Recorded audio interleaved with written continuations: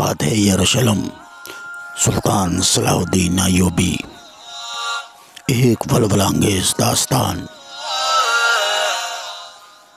آئیے قسط نمبر 32 کی طرف بڑھتے ہیں۔ شرائط صلح نہایت سادہ تھیں۔ فریقین اپنے اپنے مفتوحہ علاقوں پر قابض رہیں گے۔ اس طرح عیسائی سور سے لے کر جافا تک کے ساحلی علاقے کے مسلمہ حاکم بن گئے۔ ساحلی علاقے میں عکا بندرگاہ کے علاوہ ساحل کے نواحی گاؤں بھی شامل تھے جو ساحل سے دامن کوہ تک واقع تھے۔ رملہ جو جافا اور یروشلم کے درمیان زائرین کی شاہراہ پر واقع تھا، یکساں طور پر فریقین کے قبضے میں رہے گا۔ سرحدوں سے گزرنے والے مال تجارت پر کوئی محصول عائد نہیں کیا جائے گا۔ اس شرط اور اسکلان کے تنازع کے پس منظر میں اطالوی تاجروں کا ہاتھ کار فرما نظر آتا ہے۔ عیسائی زائرین خراج ادا کیے بغیر یروشلم کی زیارت کر سکیں گے اور سلطان ان کی سلامتی کا ذمہ دار ہوگا۔ رچرڈ کو بالآخر اسکلان سے دستکش ہونا ہی پڑا۔ اسکلان سے نہیں تو کم از کم اس کے حفاظتی مورچوں سے۔ یہ طے پایا کہ شہر کی فصیل اور برج مسمار کر دیے جائیں اور اسے 3 سال کے لیے کھلا شہر قرار دیا جائے۔ اس پر فریقین میں سے کسی کا بھی تسلط نہ ہو۔ صلح کی میعاد 3 سال اور اس کا نفاذ آئندہ ایسٹر سے قرار پایا۔ اس طرح میعاد صلح تقریباً 4 سال ہو گئی۔ ملک العدل عیسائیوں سے صلح کی پابندی کا حلف اٹھوانے عکا آیا۔ یہ 2 ستمبر 1192 یوم چہارشنبہ کا واقعہ۔ Count Henry Hempher of ٹورون، بالین of ایبلین اور عسکری فرقوں کے سربراہ رچرڈ کے کمرہ علالت سے متصل کمرے میں اکٹھے ہوئے۔ کمرے کے وسط میں میز پر ایک دستاویز رکھی تھی۔ اس کے گرد موم بتیاں جل رہی تھیں۔ کیونکہ کمرے کے تنگ روزنوں سے چھن چھن کر آنے والی روشنی ناکافی تھی، عیسائی سردار اپنے رسمی سفید چوگوں میں ملبوس منتظر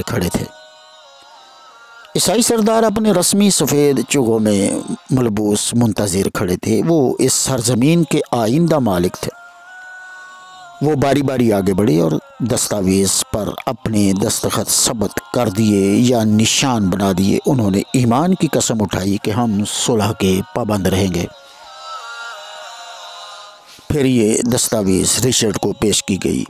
ایک پادری تحریر کے الفاظ بلند آواز سے پڑھنے لگا۔ بیمار رچرڈ کو شرائط صلح خوب معلوم تھی۔ اس نے بیزاری سے ہاتھ ہلا کر پادری کو خاموش رہنے کا اشارہ کیا۔ میں ایمان کی قسم کھاتا ہوں اور قول دیتا ہوں، یہ کہہ کر اس نے منہ دوسری طرف موڑ لیا۔ وہ عیسائی امیروں کو حلفاً زبان دے چکا تھا کہ میعاد صلح ختم ہونے کے بعد میں فوجیں لے کر دوبارہ آؤں گا اور جنگ شروع کر دوں گا۔ دوسرے دن صلاح الدین نے اپنے امیروں کے روبرو صلح کا حلف اٹھایا۔ اس نے یہ مطالبہ کیا کہ بوہیمنڈ، حاکم انطاکیہ اور کاؤنٹ آف طرابلس بھی شرائط صلح سے اتفاق کریں۔ چنانچہ ان دونوں نے بھی تعمیل کی۔ اس دن مسلمان امیر گھوڑوں پر سوار یروشلم کے کوچاؤ بازار میں گئے۔ انہوں نے بازاروں اور منڈیوں میں صلح عام کا اعلان کر دیا اور کہا کہ یروشلم بدستور اسلامی تسلط میں رہے گا۔ مسلمانوں کو بخوشی عیسائیوں کے علاقے میں جانے کی اجازت ہوگی۔ نکاروں پر چوٹ پڑی اور شہر کے دروازوں پر طبل گونج اٹھے۔ بازاروں میں خوشی اور مسرور لوگوں کے گروہ جمع ہو گئے۔ وہ طرح طرح کی باتیں کرنے لگے۔ کئی من چلے عیسائیوں کے پڑاؤ کا چکر بھی کاٹ آئے۔ مشرقی بہادر اپنے مورچے چھوڑ کر غریب الدیار مخالفوں سے ملنے گئے۔ مسیحی سپاہی لڑائی کے خاتمے سے بڑے خوش ہوئے اور مزے سے اپنے خیموں میں بیٹھ کر شراب پینے لگے۔ شاہراہوں اور گزرگاہوں پر کئی نئے چہرے نظر آنے لگے۔ کئی پادری اور نائٹ یادگار مسیح کی زیارت کے لیے یروشلم جانے کی تیاریوں میں مصروف تھے، لیکن رچرڈ نہ گیا۔ اس نے یادگار مسیح کو آزاد کرانے کی قسم اٹھائی تھی، لیکن وہ اپنے حلف میں ناکام رہا تھا۔ جہاں وہ عیسائی فاتح کی حیثیت سے داخل نہ ہو سکا تھا۔ وہاں وہ زائر کی حیثیت سے بھی جانے پر ہرگز آمادہ نہ تھا۔ نہ جانے اس کے خیالات کیا ہوں گے۔ وہ اپنے بستر پر لیٹا ہوا تھا اور اس کے کانوں میں امیروں کے سفر یروشلم کی تیاریوں کی آوازیں آ رہی تھی۔ شاید اسے اپنا وہ جوش بے لگام یاد آ رہا ہو جس کی وجہ سے تیسری صلیبی محاربے کے سردار خفا ہو کر یہ کے بعد دیگرے اس سے علیحدہ ہو گئے تھے۔ شاید اسے یہ احساس تامرگ دامن گیر ہو کہ مجھے جھگڑوں کو طول دینے کی بجائے انہیں بطریق آسن ختم کر دینا چاہیے تھا۔ ممکن ہے اس کے دل میں یہ سوال بھی جاگزیں ہو کہ اگر میں پچھلی گرمیوں میں پیش قدمی نہ روکتا تو شاید یروشلم پر آج میرا پرچم لہرا رہا ہوتا۔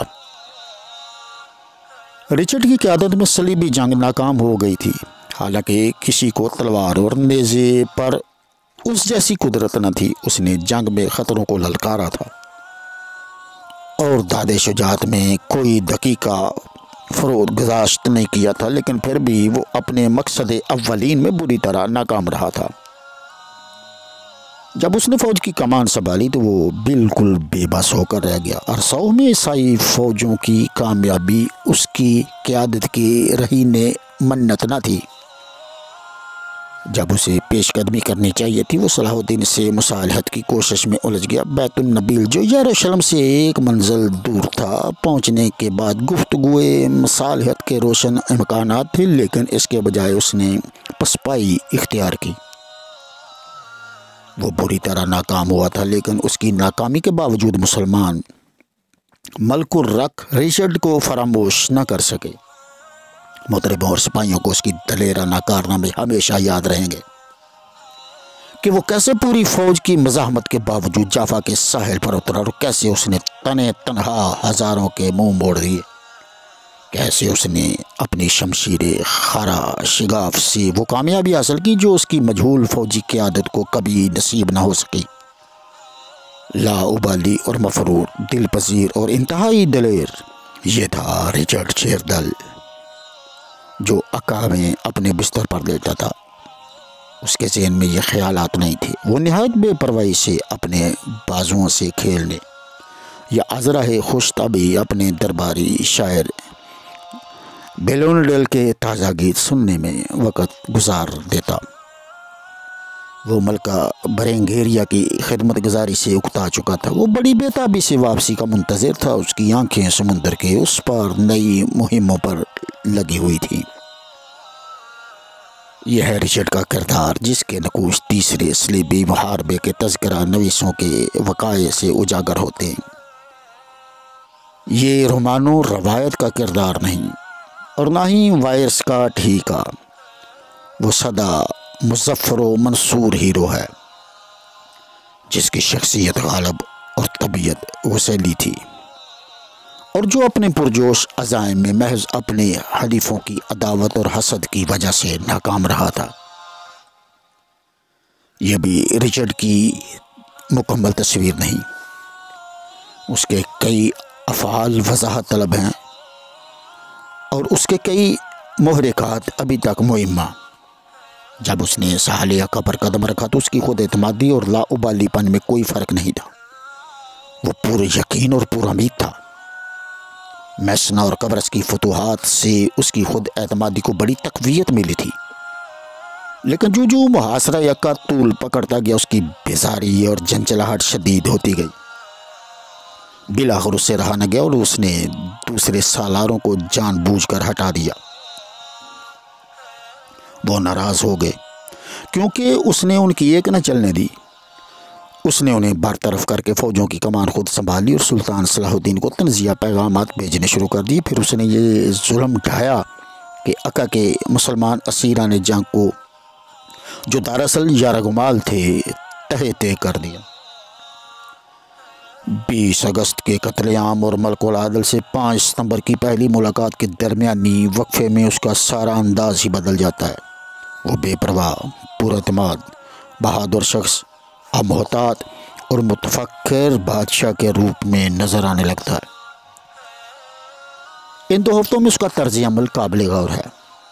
وہ بلا شرکت غیر فوج کا مسلمہ سالار تھا، لیکن جعفر کی طرف اس کی پیش قدمی سست سے سست تر ہوتی گئی۔ اس نے پیش قدمی کے لیے ایسی حفاظتی تدابیر اختیار کی جو ان حالات میں نہایت ناموزوں تھیں۔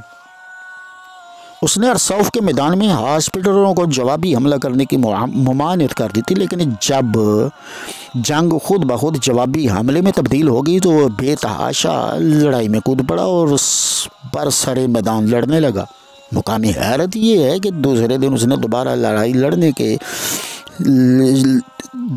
نے دوبارہ لڑائی شروع کرنے سے انکار کر دیا اور فتح کا ایک قیمتی موقع کھو دیا۔ وہ فوراً بڑھ کر اسکلان پر قبضہ کر لینا چاہتا تھا، لیکن راستے میں جعفر میں تاخیر کر دی اور واپسی پر بھی وہ تاخیر کا مرتکب ہوا۔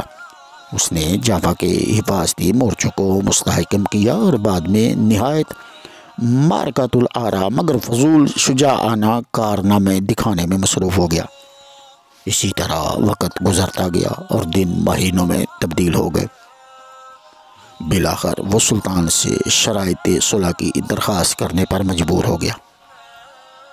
اس کی درخواست میں طفلانہ ضد اور جنجلاہٹ تھی۔ جب فوج نے از خود دوبارہ یروشلم پر حملہ کرنے کا فیصلہ کیا تو اس نے سب سے پہلے پسپائی کا ارادہ کیا، اور اس کے برعکس اس نے اسکلان کے استحکام پر اتنا زور دیا کہ چھوٹے چھوٹے ٹیلوں اور برجوں پر بھی فوجی چوکیاں بنانا شروع کر دی۔ شاید ہی کوئی سالار حفاظتی تدابیر کا اس قدر دل دادا اور جارحانہ اقدام سے اس قدر گریزاں ہو۔ حالانکہ سلطان کو شکست دینے اور یروشلم فتح کرنے کی واحد تدبیر جارحانہ اقدام تھا، لیکن رچرڈ جارحانہ اقدام کی صلاحیت سے عاری تھا۔ جب فرانسیسی امراء نے اسے یاد دلایا کہ صلیبی محاربے کی غایت اولیٰ یروشلم کا استخلاص ہے تو اس نے اس اقدام کے راستے میں مشکلات گنوانا شروع کر دی۔ جب اختلاف رائے میں تلخی پیدا ہو گئی تو وہ اپنے دلائل پر بضد ہو گیا۔ اس کے لب و لہجہ میں درستی اور تیزی تھی، لیکن آخر کیوں بے پرواہ اور خوش باش رچرڈ شیر دل کیوں بزدل سالار بن گیا تھا؟ اس کی وجہ انگلستان سے موصول ہونے والی حوصلہ شکن خبریں ہرگز نہ تھیں۔ وہ اپنی سلطنت کو پہلے ہی 2 مرتبہ اس جنگ کے لیے خطرے میں ڈال چکا تھا۔ پہلی مرتبہ اس وقت جب اس نے صلیبی مہم کی تیاری میں انگلستان کے تمام تر وسائل صرف کر دیے تھے، اور دوسری مرتبہ اس وقت جب اس نے فرانس کے فلپ کی روانگی کے بعد فلسطین میں ٹھہرنے کا فیصلہ کیا تھا، اور اب کہ اسے انگلستان واپس پہنچنے کی دعوت اپریل 1192 سے پہلے موصول نہیں ہوئی تھی۔ اس لیے یہ واقعہ اس کی جارحانہ احتیاط اور قائدانہ بزدلی کا باعث نہیں ہو سکتا۔ موجودہ فرانسیسی اور انگریز مورخ اس بات پر اتفاق کرتے ہیں کہ وہ اعلیٰ عسکری صلاحیتوں سے قطعی عاری تھا، لیکن اسے نااہل اور ناقابل قرار دینے سے اس کے اعمال اور رویے کی مکمل تشریح نہیں ہو سکی۔ احمق اور ناعاقبت اندیش قسم کے سالار ہی اپنی فوج کو موت کے منہ میں دھکیلتے ہیں، لیکن رچرڈ سے ایسی کوئی حرکت سرزد نہیں ہوئی تھی، بلکہ اس نے اپنے مورچے مستحکم کی اور اپنی راہ رسد کی ہر ممکن حفاظت کی۔ دراصل رچرڈ نے چھوٹی چھوٹی کامیابیوں میں الجھ کر فیصلہ کن کامیابی اور کامل فتح کے مواقع کھو دیے تھے۔ اس جواں مرد انسان کی یاد سے انصاف کا تقاضا ہے کہ اس کے انوکھے رویے کی توضیح پیش کر دی جائے۔ آقا سے پہلے شاہ انگلستان یورپ کے مروجہ جاگیردارانہ طریقے جنگ سے آشنا تھا۔ اس نے اس فن میں فرانس کی رسم گاہوں میں کمال حاصل تھا۔ ان جاگیردارانہ جنگوں میں امیروں اور نوابوں کے غیر منظم مختصر ذاتی لشکر حصہ لیتے۔ یہ طریقہ جنگ صرف حملوں اور جاگیرداروں کے قلعوں کے محاصروں تک محدود تھا۔ محاصرہ عکا میں تو یہ طریقے جنگ کارآمد رہا، لیکن جب اس نے ایک کثیر فوج کے ساتھ عکا سے جعفر کی طرف پیش قدمی کی تو اس سے بڑے پیمانے کی لڑائی یعنی حرب عظیم سے دوچار ہونا پڑا۔ حرب عظیم میں کثیر التعداد فوجیں کھلے اور انجانے میدانوں میں طے شدہ منصوبے کے مطابق نقل و حرکت کرتی ہیں۔ اور لڑائیوں کا سلسلہ فیصلہ کن نتائج کا حامل ہوتا ہے۔ ایسی ہی حرب عظیم پر صلیبی جنگ کی قسمت کا دار و مدار تھا، جس کے ہر مارکے سے صلیبیوں کی کامیابی وابستہ تھی۔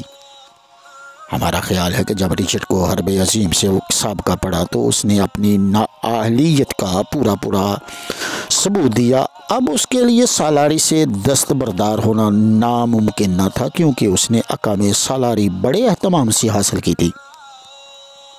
اس کا شاہی وقار، اس کی شہرت دستبرداری کی راہ میں حائل تھے۔ وہ کسی ماتحت کی سرداری کیوں کر قبول کر سکتا تھا؟ اس کے علاوہ کوئی شہزادہ بھی موقع پر موجود نہ تھا جس کو امیر لشکر بنایا جاتا۔ صلیبی اتحادیوں میں سے کونارڈ قابل ترین سالار تھا، لیکن وہ تو ناراض ہو کر سور کے علاقے میں واپس چلا گیا تھا۔ صاحبان رچرڈ کو جان کی پرواہ نہ تھی، وہ صرف ذلت اور شکست سے خوف کھاتا تھا۔ وہ واپس نہیں ہو سکتا تھا، اس کے لیے آگے بڑھنے کے سوا کوئی چارہ نہ تھا۔ لیکن ہر کام کے ساتھ قائدانہ اہلیت کا احساس ہونا بھی ضروری ہے۔ پیش قدمی کا ہر مرحلہ ہنگامہ خطر تھا۔ کونارڈ کی آندانہ بے اعتنائی، فرانسیسیوں کی روز افزوں سرکشی اور انگلستان سے آمدہ اطلاعات سے پریشانی کی وجہ سے اس کی حالت قابل رحم ہو گئی۔ عام سپاہی اس کی بے مثال شجاعت کے چاہنے والے تھے۔ اس کی اندھی عقیدت سے رچرڈ کا ذہنی کرب شدید تر ہوتا چلا گیا۔ اس تجزیے کے ثبوت ہمیں رچرڈ کے انفاذ سے بھی ملتے ہیں، جو اس نے یروشلم کے قریب فرانسیسیوں کو مخاطب کرتے ہوئے اپنی زبان سے ادا کیے تھے۔ یہ الفاظ ہمیں ڈی ونسوف کے تذکرے میں ملتے ہیں۔ ان حالات میں پیش قدمی جاری رکھنا حماقت اور میرے لیے باعث ذلت ثابت ہوگا، رچرڈ نے کہا۔ وہ کہنے لگا، میں ہرگز آپ کا سالار نہیں رہ سکتا۔ اگر آپ یروشلم پر دعویٰ کرنے پر بسد ہیں تو میں قائد کی حیثیت سے آپ کی رہنمائی نہیں کر سکتا، البتہ ایک ساتھی کی حیثیت سے ہمیشہ آپ کے ساتھ رہوں گا۔ میں سالاری نہیں اطاعت کروں گا۔ اس نازک مرحلے پر رچرڈ کے خیالات ہمیں کبھی نہیں معلوم ہو سکیں گے۔ جو اس نے مختصر خطوط انگلستان لکھے تھے، جس میں صرف ارسوف جیسے اہم واقعات کا ذکر ہے، اس کی ذہنی واردات کا کوئی سراغ نہیں ملتا۔ بظاہر اس کا کوئی ہمراز اور دمساز نہ تھا، اس کو کسی پر اعتماد نہ تھا۔ شاید اسے یہ احساس تک نہ ہوا ہو کہ میں نے صرف انگریزی فوج کی سالاری پر قناعت نہ کرنے اور فلپ اور کونارڈ سے تعاون نہ کرنے سے ذاتی طور پر صلیبی جنگ کی کامیابی کے امکانات ختم کر دی ہیں۔ مزید برآں یہ امر نہایت معنی خیز ہے کہ ناکامی کے بعد اس نے اپنی درینہ خواہشات کو بھی تج دیا، یعنی یروشلم کی زیارت اور صلاح الدین سے ملاقات۔